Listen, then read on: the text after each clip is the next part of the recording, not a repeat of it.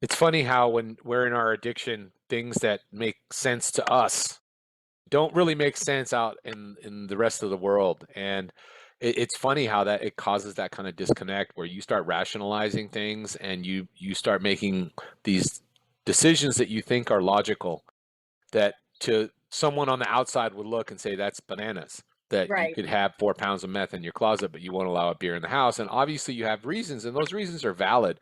But if someone doesn't know, what it's like to be in that position where you're struggling with addiction, where you have almost like a different set of rules that you live by Yeah, than it is. people that aren't. It makes for an interesting time.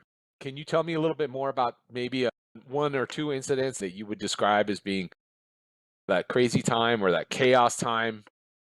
I remember one time I went to cop with a friend, and I was on the back of his motorcycle. We were going down. The cops got behind us, but I probably had 2 pounds in a backpack I was wearing.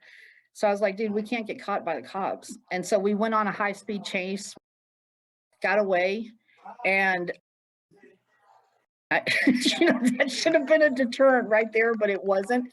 But the messed up thing was like 2 weeks later, that same friend got in another high speed and died.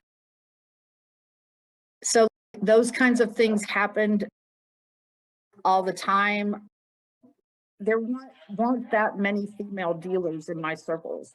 So most of the people that I dealt with were men. A lot of the situations that I was in, thinking back, I could have been killed at any time for a lot of different reasons in a lot of different situations. I was